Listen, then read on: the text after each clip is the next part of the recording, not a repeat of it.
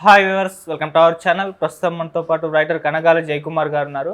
మరి వాళ్ళు కొన్ని ఇంట్రెస్టింగ్ విషయాలు ఆయన మాటలో తెలుసుకునే ప్రయత్నం అయితే చేద్దాం. సార్ నమస్కారం సార్. నమస్తే. సార్ ఇవాళ ఏ అంశాలు మీరు చెప్పబోతున్నారు సార్? ఇవాళ చాలా సీరియస్ విషయం ఒకటి. ఓకే.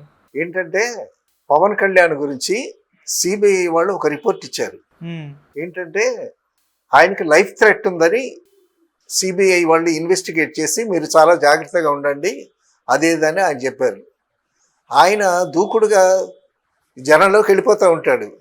తర్వాత కాన్వాయ్ వెళ్ళిపోతుంటే ఎవడో కుర్రాడు జెండా పట్టుకొని ఊగుతూ ఉంటే అక్కడ ఆపేసి ఆ కుర్రాడిని అభినందించి వెళ్ళాడు. ఇలాగ మీరు జనాల్లోకి గబుక్కుని చొచ్చుకుపోతున్నారు, బట్ మీకు లైఫ్ థ్రెట్ ఉంది కాబట్టి మీరు జాగ్రత్తగా ఉండండి అని సిబిఐ వాళ్ళు ఆయనకి హెచ్చరించారు. ఓకే. సో పవన్ కళ్యాణ్ బాగా మంచి అత్యుత్సాహంగా ఉన్నాడు కదా, ఓ జనాల్లోకి తోసుకుని వెళ్ళిపోతున్నాడు. ఎక్కడ పడితే అక్కడ కాన్వాయ్ ఆపేసి ఆ ప్రజలతో మింగిలయ్యి వాళ్ళ కష్ట సుఖాలు తెలుసుకుని వాళ్ళ దగ్గర నుంచి అర్జీలు తీసుకుని జనాల్లో మమేకం అయిపోవాలి అని అంటాడు కదా. రాజకీయ నాయకులు అన్న తర్వాత జనాల్లో మమేకం అయిపోవాలి అనేటటువంటి ఉద్దేశం కదా ఆయన మొదటి నుంచి చెప్తున్నది అదే. అందుకే ఈ పంచాయతీరాజ్ తీసుకున్నాడు ఆయన. ప్రతి విలేజ్ దగ్గరికి వెళ్ళి సో ప్రజల్లో మమేకమయ్యి వాళ్ళ సమస్యలు తెలుసుకుని సో వాళ్ళకి ఏం కావాలి అనేటటువంటి తెలుసుకుంటే ఈ ప్రభుత్వం తరపు నుంచి వాళ్ళకి ఎంతవరకు ఇవ్వచ్చు, ఎంతవరకు సాయం చేయవచ్చు అనేటటువంటి ఉద్దేశంతో ఉన్నాడు ఆయన. కానీ సిబిఐ వాళ్ళు మాత్రం ఈ విధంగా రిపోర్ట్ ఇచ్చారు. సో పవన్ కళ్యాణ్ గారు కూడా కొంచెం జాగ్రత్తగా ఉండాల్సినటువంటి పరిస్థితి ఉంది. ఎందుకంటే అక్కడ తెలుగుదేశానికి వైసీపీ వాళ్ళకి అక్కడక్కడ అల్లర్లు జరుగుతున్నాయి. సో ఒక చోట వైసీపీ నాయకులే రోడ్డు మీద కొట్టుకున్నారంట. సో ఇటువంటి పరిస్థితుల్లో తను తను బాగుంటే కదా సర్వీస్ చేయగలిగేటటువంటి అవకాశం. కాబట్టి మరీ రిస్క్ చేసి మరి ప్రాణాలని ప్రాణంగా పెట్టేటటువంటి పరిస్థితికి వెళ్ళకూడదు. అటువంటి పరిస్థితి వస్తే ఒక మంచి నాయకుడు మిస్ కాకూడదు మనకి. సో ఆ విధంగా సిబిఐ వాళ్ళు ఆ రిపోర్ట్ వచ్చి జాగ్రత్తగా ఉండమని చెప్పారు. ఈయన కూడా చాలా జాగ్రత్తగా ఉండాల్సినటువంటి అవసరం ఎంతైనా ఉంది. ఓకే. సరే, పవన్ కళ్యాణ్ అనంత అంబానీ పెళ్ళికి వెళ్ళాడు. పెళ్ళికి వెళ్తే ఇక అందరి చూపులు ఇతని మీదే, పవన్ కళ్యాణ్ మీదే.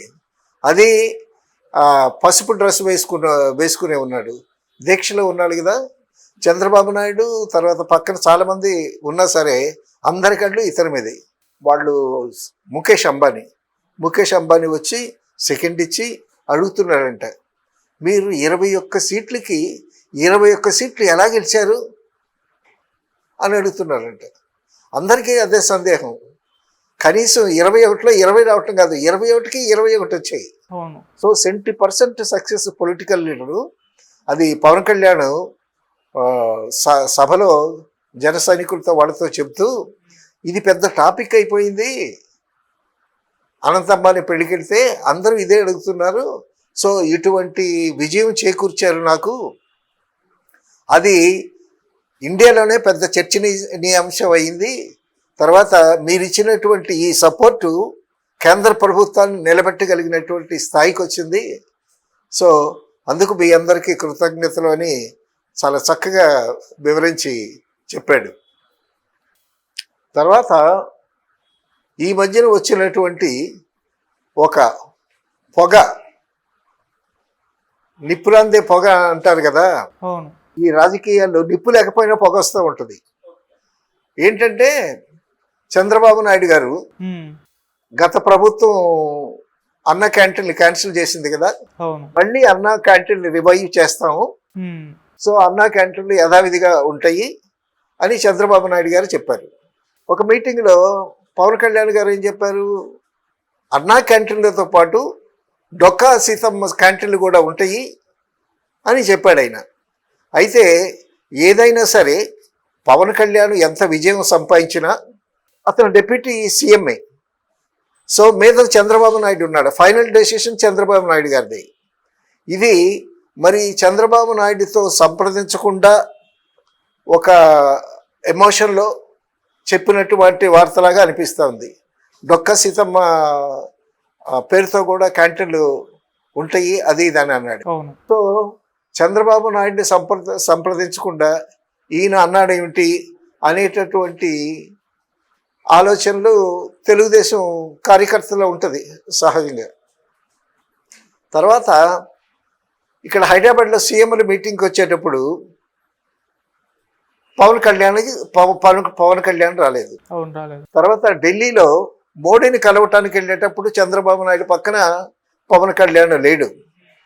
సో చంద్రబాబు నాయుడు వ్యూహాత్మకంగా పవన్ కళ్యాణ్ని పక్కకు నెడుతున్నాడా అనేటటువంటి ఊహలు, అపోహలు, నిప్పు లేకుండా పొగ వచ్చేటటువంటి పరిస్థితి అనమాట. పవన్ కళ్యాణ్కి ఒక 5 శాఖలు ఉన్నాయి. ఆ శాఖల మీద అధ్యయనం చేస్తున్నాడు. ప్రతి శాఖ గురించి ముందు అవగాహన చేసుకుని తర్వాత తను చేయాల్సినటువంటి రోజుకి 18 గంటలు వర్క్ చేస్తున్నాడు పవన్ కళ్యాణ్. సో ఈ మీడియా వల్ల కానీ లేకపోతే కార్యకర్తల వల్ల కానీ చంద్రబాబు నాయుడు ఏమన్నా పవన్ కళ్యాణ్ని పక్కన పెడుతున్నాడా అని అనుకుంటున్నారు. తర్వాత చంద్రబాబు నాయుడికి పవన్ కళ్యాణ్కి కాస్త దూరం పెరుగుతుంది, గ్యాప్ పెరుగుతుంది అని కూడా అంటున్నారు. అవును, ఇటువంటి రూమర్స్ ఇంకొన్ని కూడా వచ్చాయి సార్. అంటే పవన్ కళ్యాణ్ గారు వచ్చే ఎలక్షన్స్ నాటికి జనసేనని ప్రిపేర్ చేయబోతున్నారు. 170 స్థానాల్లో పోటీ చేసే విధంగా మొత్తం క్యాడర్ని బలపరుచుకునేందుకు ప్రయత్నాలు చేస్తున్నారు. అంటే ఫ్యూచర్లో జనసేనకు టీడీపీకి మధ్య దూరం పెరిగే అవకాశం ఉందన్న ఉద్దేశంతో కూడా రూమర్స్ వస్తున్నాయి సార్. ఇది ఏమన్నా పాసిబుల్ అవుతుందంట? ఇప్పుడు పవన్ కళ్యాణ్కి తనకు వచ్చినటువంటి శాఖల మీద అధ్యయనం చేసి కార్యక్రమాలు మొదలు పెట్టడానికే టైం లేదు ఆయనకి.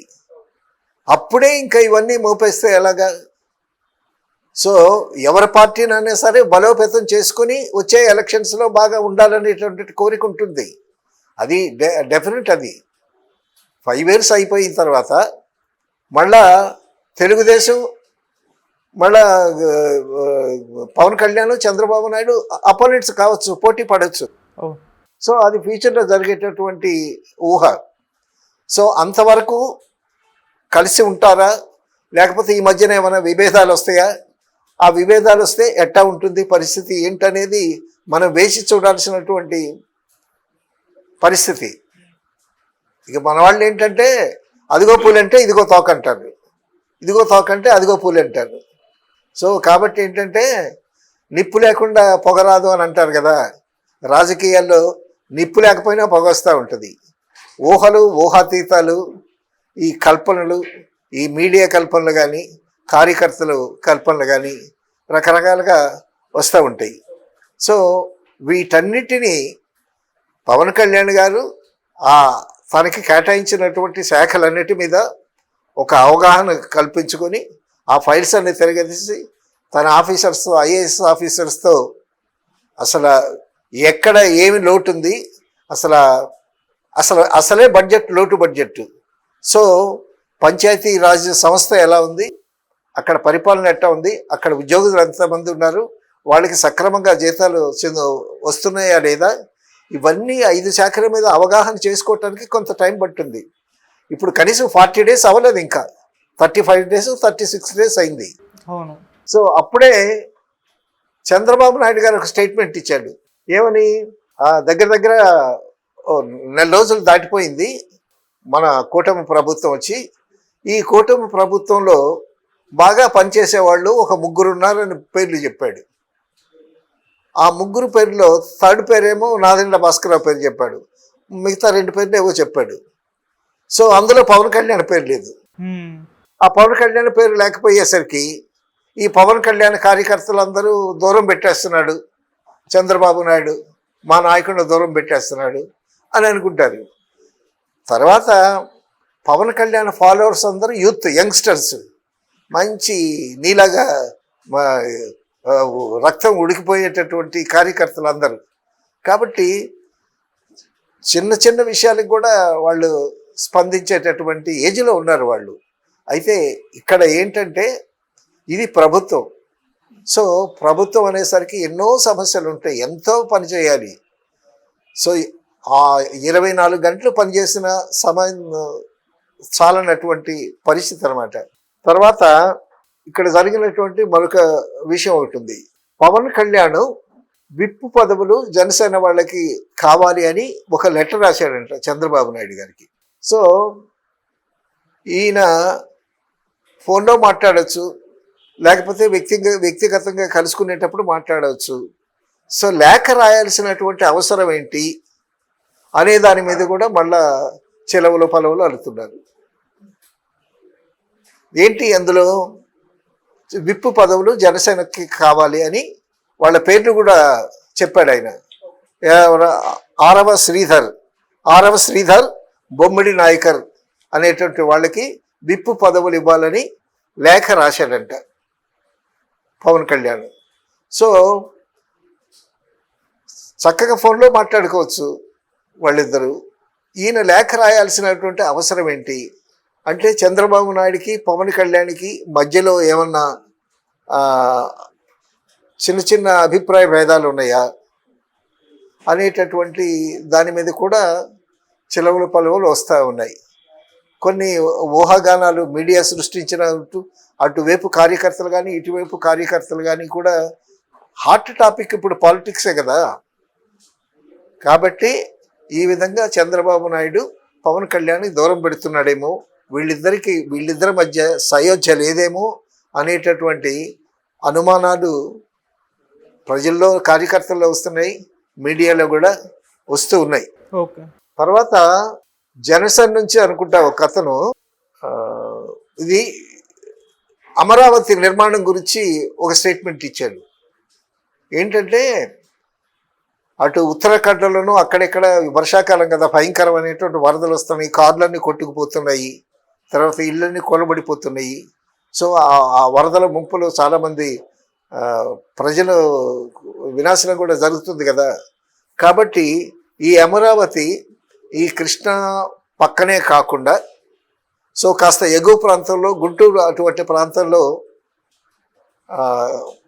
ముఖ్య పట్టణం అమరావతి పట్టణం కట్టిస్తే బాగుంటుంది అనేటటువంటి ఒక స్టేట్మెంట్ ఇచ్చాడు. సో రకరకాల స్టేట్మెంట్లు ఇస్తారు, రకరకాల అభిప్రాయాలు చెప్తూ ఉంటారు.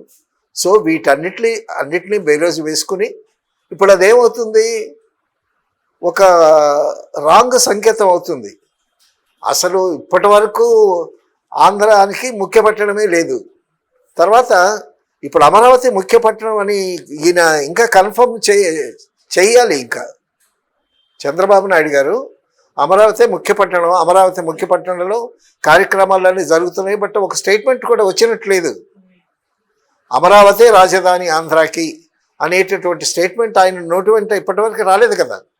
సో అది ఒకటి కావాలి, అది రిజిస్టర్ అవ్వాలి.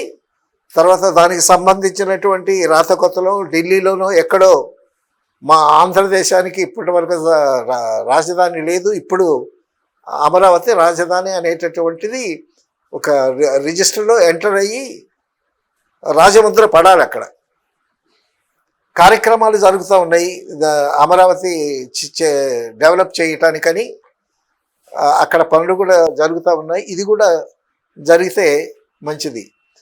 ఏదైనా చంద్రబాబు నాయుడు గారికి పవన్ కళ్యాణ్ గారికి మధ్యలో గ్యాప్ వస్తుంది, వాళ్ళిద్దరి మధ్య దూరం పెరుగుతుంది అనేటటువంటి నోషన్స్ వస్తున్నాయి.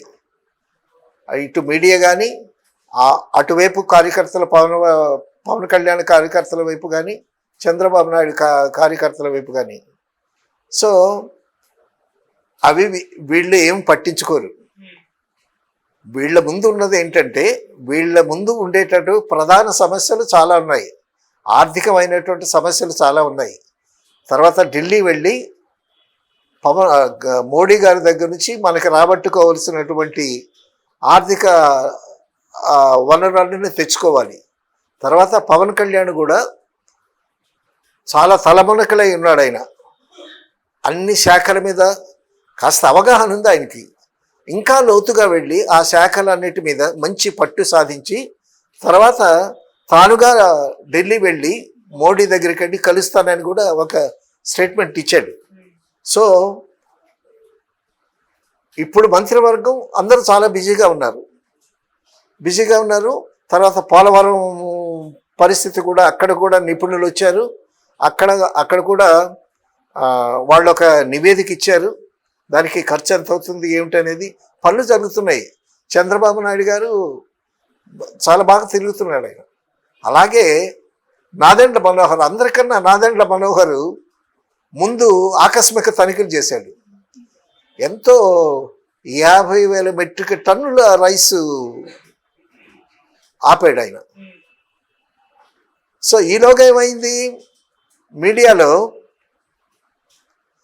30 దగ్గర 40 రోజులు అవుతుంది కదా కొత్త మంత్రివర్గం వచ్చి, ఎవరు ఎలా పనిచేస్తున్నారు అనేటటువంటి ఒక మీమాంస వచ్చింది. ఓకే, మీమాంస వస్తే అందులో చంద్రబాబు నాయుడు గారు 3 పేర్లు చెప్పారు. అందులో ఇక్కడ మీడియాలో ఒక ఆయన 6 పేర్లు చెప్పాడు. ఏంటంటే చంద్రబాబు నాయుడు గారు చెప్పిన దాంట్లో పవన్ కళ్యాణ్ పేరు లేదు, కానీ ఈయన చెప్పిన దాంట్లో పవన్ కళ్యాణ్ పేరు నెంబర్ 1 పవన్ కళ్యాణ్ అన్నాడు.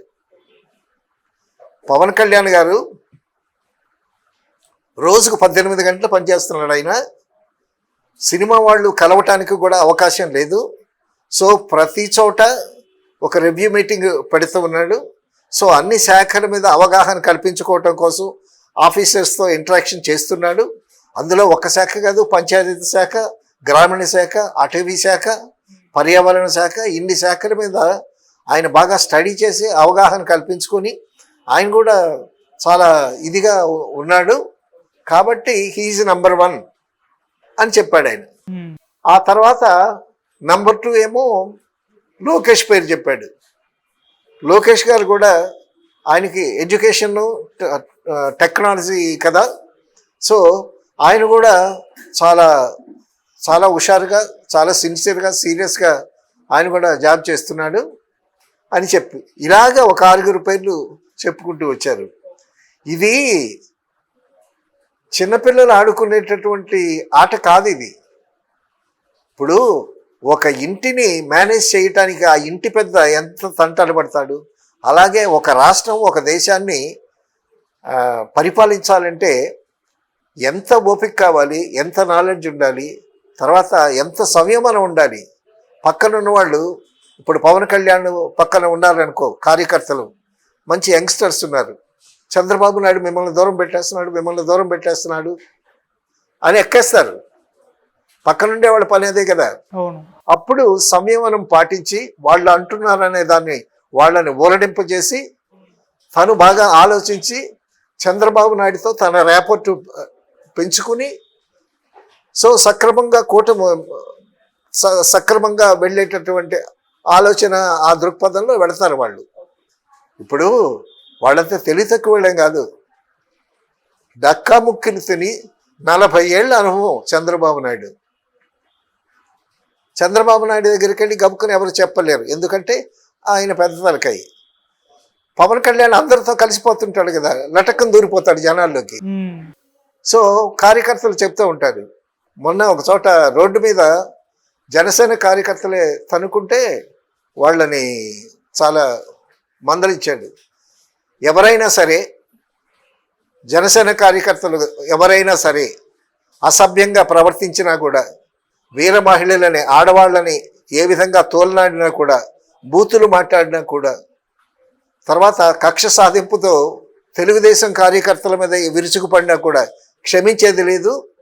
సో అటువంటి వాళ్ళు ఎవరైనా ఉంటే నా దగ్గరుండి నా అభిమానులుగా నా మీద ఎంత అభిమానం చూపించినా అటువంటి కార్యక్రమాలు నేను యాక్సెప్ట్ చేయను. అటువంటి వాళ్ళకి నేను ఇవ్వాల్సినటువంటి పనిష్మెంట్ ఇస్తాను. కాబట్టి దయ ఉంచి, మళ్ళా అన్నాడు అంత సీరియస్గా చెప్తూ, కాబట్టి దయ ఉంచి నన్ను అర్థం చేసుకుని మీ పద్ధతిలో మార్చుకోండి. అంతేగాని తెలుగుదేశం పార్టీ కార్యకర్తల మీద మీరు దుర్భాషలాడటం కానీ, వాళ్ళు దుర్భాషలాడటం కానీ, ఇది కూటమి ప్రభుత్వం, అందరూ కలిసి చేయాల్సినటువంటి ప్రభుత్వం. కాబట్టి ఎవరైనా సరే, అటు జనసేన కానీ, ఇటు తెలుగుదేశం కానీ, అటు బీజేపీ కార్యకర్తలు కానీ మనం అందరం కలిసి మన రాష్ట్రాన్ని పునర్నిర్మించుకోవాలి. ఆ ఆలోచన పెట్టండి ముందు.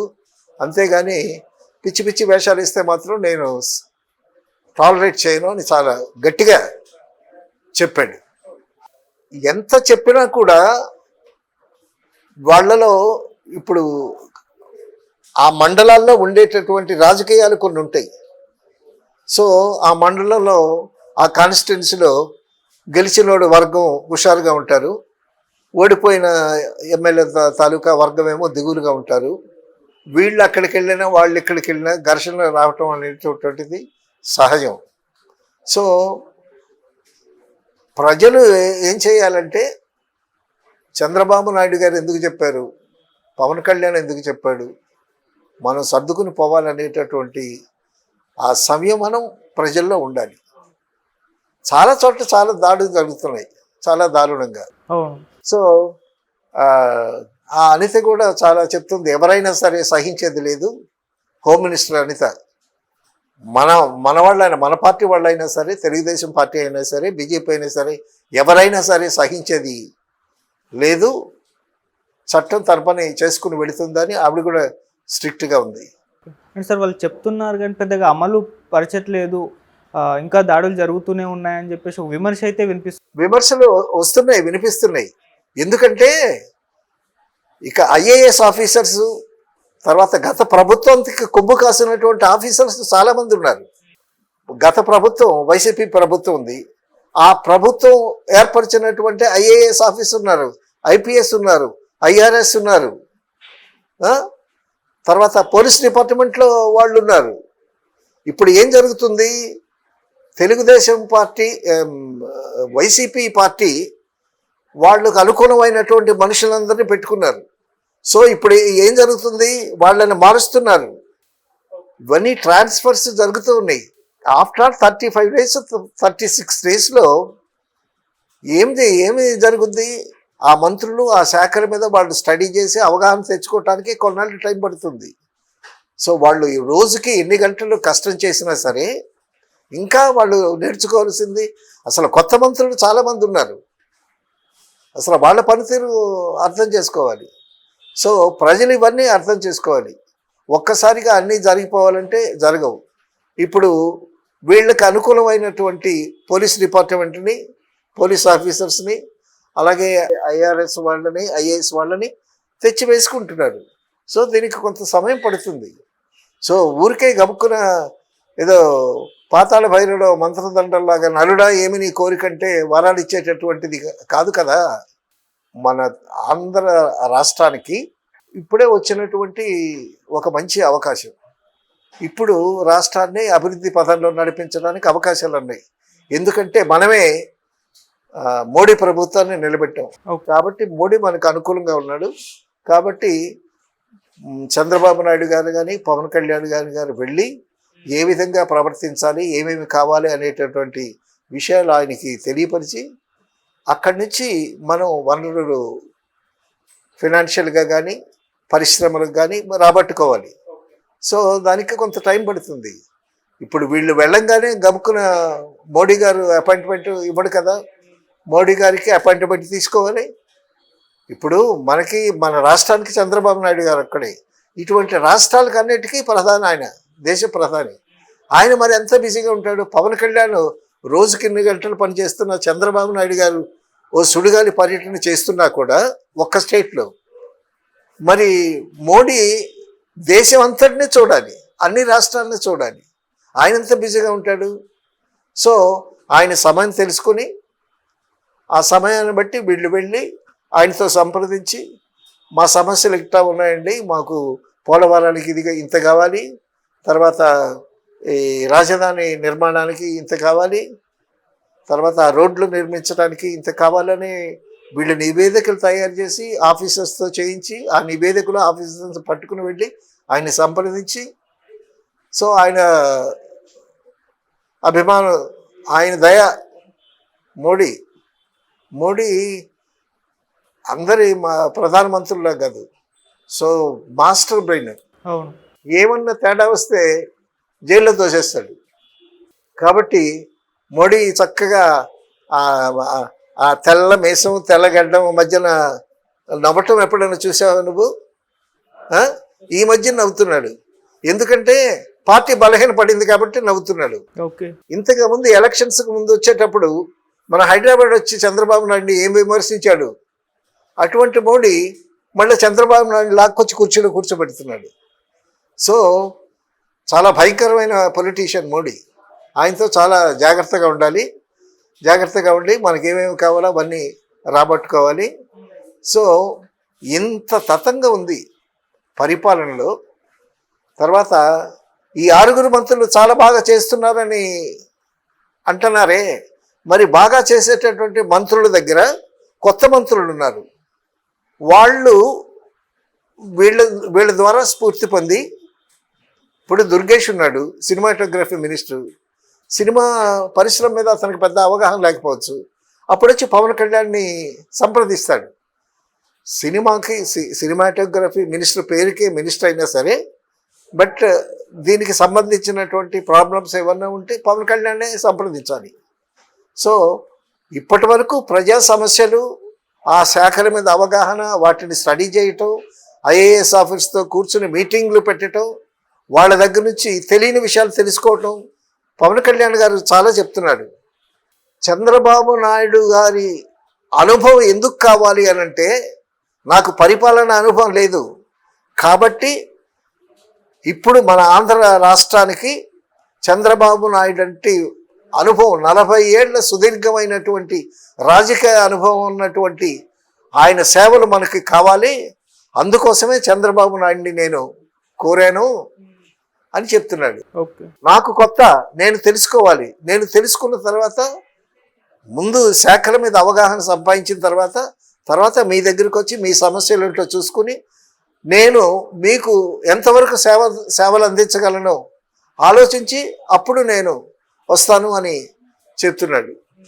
సో సిబిఐ అనే వాళ్ళ థ్రెట్ కూడా ఉంది. సో మరి ఇంత ముందులాగా చొరవ చేసుకుని జనాల మధ్యన వెళ్ళిపోకుండా ఏదో బుల్లెట్ కారు సోషల్ మీడియాలో ఏదో చూశాను నేను, జగన్ బుల్లెట్ కారు మధ్యలో ఆగిపోయింది అనేది సోషల్ మీడియాలో వచ్చింది. సో ఇటువంటివన్నీ చాలా సమస్యలు ఉంటాయి.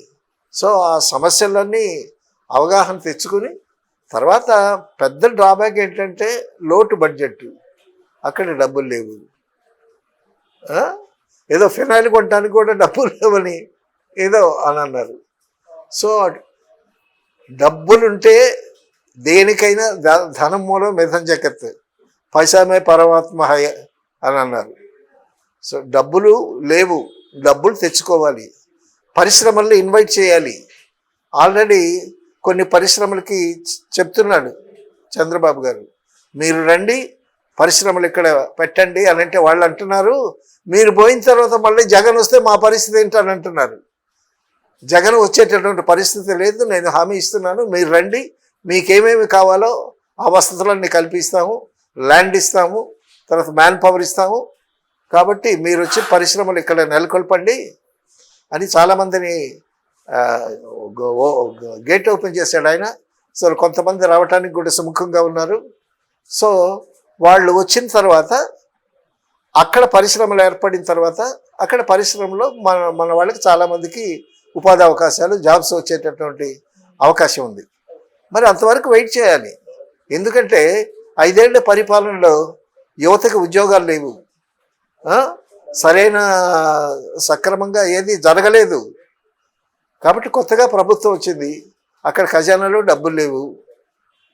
కాబట్టి ప్రజలు కూడా తర్వాత ముఖ్యంగా ఆ కూటములు ఉండేటటువంటి పార్టీ ఏదైనా సరే ఉంటే ఆ కార్యకర్తలు సంయమనం పాటించి గొడవలు పెట్టుకోకుండా ఉండవలసినటువంటి పరిస్థితి ఇది. సో పెద్ద పొలిటికల్ లీడర్స్, పెద్ద తలకాలు అనేటటువంటి వాళ్ళు ఇప్పుడు వెంకయ్యనాయుడు గారు ఉన్నారు. అట్లాంటి వాళ్ళు ఆయన మొదటి నుంచి చెప్తున్నాడు, గెలిపోవటంలు అనేటటువంటి సహజం. సో ఒకసారి మీరు ఓడిపోతారు, ఒకసారి నేను ఓడిపోతాను, కాబట్టి గెలిపోవటములు కాదు, ముఖ్యంగా ప్రజాక్షేమం కావాలి అనేటటువంటి చక్కని ఆయన ఎక్కడ చెప్పినా అలాగే చెప్తున్నాడు. సో అటువంటి మేధావులు పెద్దవాళ్ళు కూడా ఇటువంటి సమయంలో అక్కడక్కడ మీటింగ్స్లో చెప్పాలి, కార్యకర్తలకి కొట్టుకునేటటువంటి పరిస్థితి కాదు అదని. ఇప్పుడు ఇద్దరు కొట్టుకుంటే ఏమవుతుంది, వాడి తలగా పగులుద్ది, వాడి రక్తం కారుద్ది, వీడి రక్తం కారుద్ది. తర్వాత వీళ్ళిద్దరిని తీసుకెళ్ళి జైల్లో పెడతారు. జైల్లో పెట్టిన తర్వాత ఎవరికి నష్టం, ఆ ఫ్యామిలీని ఏడుస్తారు. సో ఆవేశాలు కావేశాలు కాదు కావాల్సింది, ఆలోచన కావాలి. ముందు ఆలోచించి అడుగు వేయాలి. తర్వాత కొంత ఓర్పు ఉండాలి మనిషికి. ఆ ఓర్పు లేకపోతే ఇటువంటివి జరుగుతూ ఉంటాయి. ఇప్పుడు దగ్గర దగ్గర 40 రోజులైనా సరే ఇంకా అక్కడక్కడ చెదురుమదురుగా గొడవలు జరుగుతున్నాయి. అది చాలా దురదృష్టకరం. అది అవతల వాళ్ళకి మంచిది కాదు, ఇతర వాళ్ళకి మంచిది కాదు. తర్వాత మనం చాలాసార్లు చెప్పుకున్నాం, ఈ రాజకీయాలు ఇవన్నీ పక్కన పెడితే, ఈ గొడవలన్నీ పక్కన పెడితే, అంతకన్నా లేటెస్ట్ హాట్ టాపిక్ విజయసాయి, శాంతి, అవును, మదన్ మోహన్, ఎవరు సుభాష్ రెడ్డి. సో అది పెద్ద టాపిక్ అయిపోయింది. ఇప్పుడు సోషల్ మీడియాలో ఎక్కడ ఏ ఛానల్లో చూసినా అదే, ఏ పేపర్లో చూసినా అదే, ఎవడి నోటంటూ కూడా అదే. విజయసాయి రెడ్డి, సుభాష్ రెడ్డి, మదన్ మోహన్, శాంతి. అసలు ఆవిడ స్టేట్మెంట్, ఆవిడని సస్పెండ్ చేశారు. సస్పెండ్ చేశారు. ఆవిడ జైలుకి వెళ్ళటం ఖాయం. తర్వాత మదన్ మోహన్ ఏమో నాకు న్యాయం కావాలి అని అంటే, ఏం న్యాయం అంటే నాకు నష్టపరిహారంగా 30 కోట్లు ఇవ్వమంటున్నాడు. 30 కోట్లు ఇవ్వమంటున్నాడు ఆవిడ్ని. ఎందుకంటే నా సంసార జీవితాన్ని విచ్ఛిన్నం చేసావు నువ్వు, కాబట్టి నాకు 30 కోట్లు ముద్ర చెల్లించాలి. నాకు 2 కూతుళ్ళు ఉన్నారు, మళ్ళీ నా జీవితం ఏమిటి? 30 కోట్లు అడుగుతున్నాడు. ఈయన 30 కోట్లు అడుగుతున్నాడంటే ఆవిడ దగ్గర ఎంత ఆస్తి ఉండాలి? ఆవిడ గవర్నమెంట్ ఆఫీసరు, మంచి జాబే. తర్వాత ఒక విల్లా, విజయసాయి రెడ్డి ఒక విల్లా కొనిపించాడంట, కోట్లు ఇచ్చాడంట ఆవిడకి. ఆ కోట్లు ఇవ్వటంలో ఇతర పాత్ర కూడా, మదన్ మోహన్ పాత్ర కూడా ఉందంట. ఇప్పుడు దేవాదాయ శాఖ తను చూస్తున్నాడు విజయసాయి రెడ్డి. ఆ దేవాదాయ శాఖ నుంచి మరి ఈయన సొంత డబ్బులు ఇస్తాడా? ఆ శాఖ నుంచే ఏదో బదులు ఇచ్చాడు. ఇప్పుడేంటి, శాంతి ఉచ్చులో పడుద్ది, విజయసాయి రెడ్డి ఉచ్చులో పడతాడు, తర్వాత మదన్ మోహన్ కూడా ఉచ్చులో పడతాడు. తర్వాత పక్కన చిటికినేలాగా సుభాష్ రెడ్డి ఒకడు ఉన్నాడు.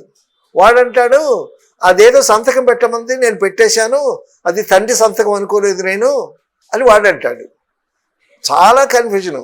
నాకేం తెలీదు, నేను ముసలోళ్ళని, ఆ అమ్మాయికి నాకు లింక్ పెడతారేంటి, నేను సన్యాసితో సమానం ఇప్పుడు అని విజయసాయి రెడ్డి అని అంటున్నాడు.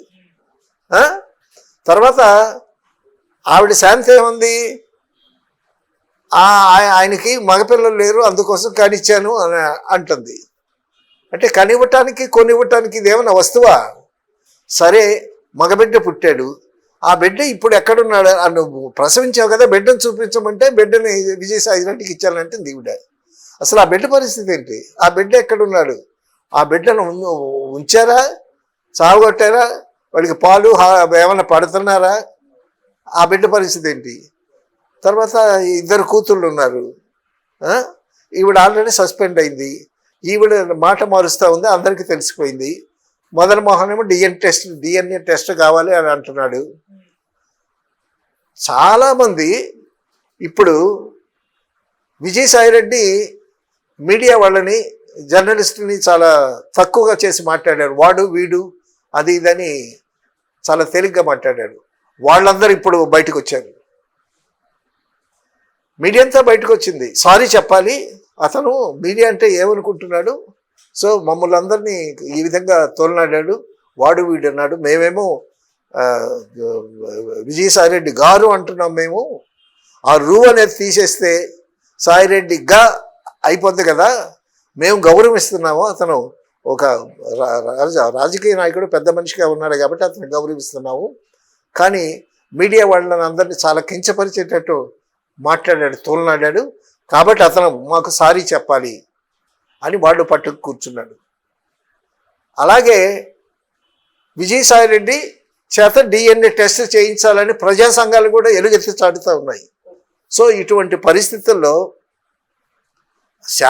శాంతిది తప్పుంది, మదన్మోహన్ది తప్పుంది, విజయసాయిరెడ్డి హస్తం ఉంది, ఈ సుభాష్ రెడ్డి హస్తం ఉంది.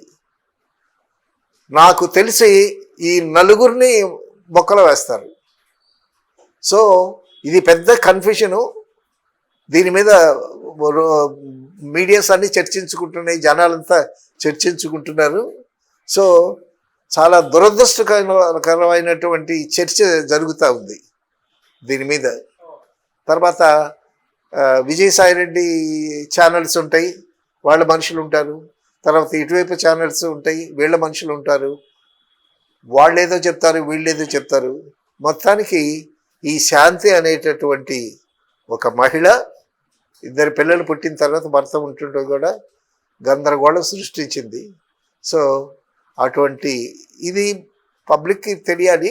దీని మీద ప్రభుత్వం కూడా తొందరగా యాక్షన్ తీసుకుని, పోలీస్ డిపార్ట్మెంట్ కూడా వీళ్ళ మీద యాక్షన్ తీసుకుని, సో ఈ సమస్యకు ఒక కొలికి తీసుకొస్తే బాగుంటుంది సార్. అంటే ఇప్పుడు విజయసాయిరెడ్డి, శాంతి కలిసి దేవాదాయ శాఖలో అక్రమాలు చేశారు, అవినీతికి పాల్పడ్డారు, అవకతవకలు జరిగాయి అంటే వీటిపైన ఎంక్వైరీ చేసి వాళ్ళకు పనిష్మెంట్ ఇచ్చి ఇంతవరకు ఓకే. కాకపోతే శాంతి అనే అమ్మాయి ఎవరితో ఎఫ్ఐఆర్ పెట్టుకుంది, ఎవరితో బిడ్డను కంది అనేది ఆమె పర్సనల్ కదా, వీటి గురించి చర్చ అవసరం అంటారా సార్? పర్సనల్ అంటే పర్సనలే.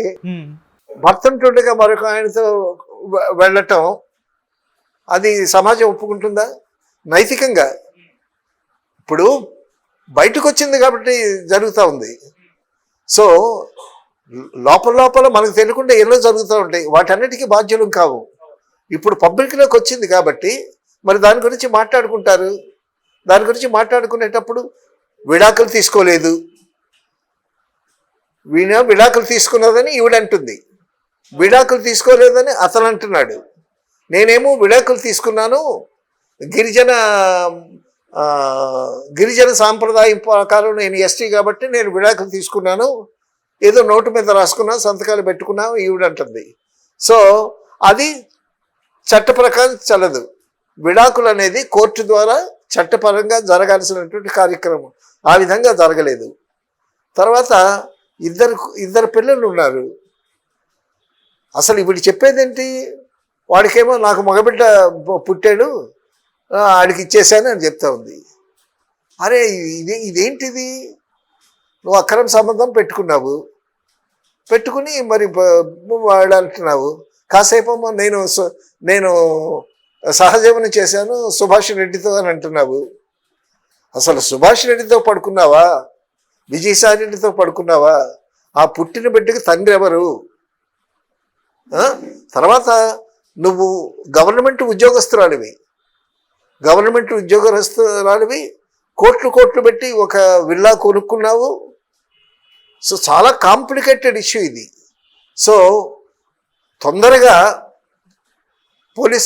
పోలీసు వ్యవస్థ కానీ లేకపోతే ప్రభుత్వం కానీ ఇంటర్ఫేర్ అయ్యి దీన్ని తొందరగా తేల్చకపోతే ఈ టాపిక్కే మనం ప్రతిరోజు మాట్లాడాల్సి వస్తుంది ఛానల్లో. ఎన్నిసార్లు నేను మాట్లాడుతున్నాం ఈ టాపిక్? ఇదేమన్నా మహాత్మా గాంధీ గురించి మాట్లాడుతున్నావా? కాబట్టి దీనికి ఎంత వీలైనంత చట్టపరంగా చూస్తే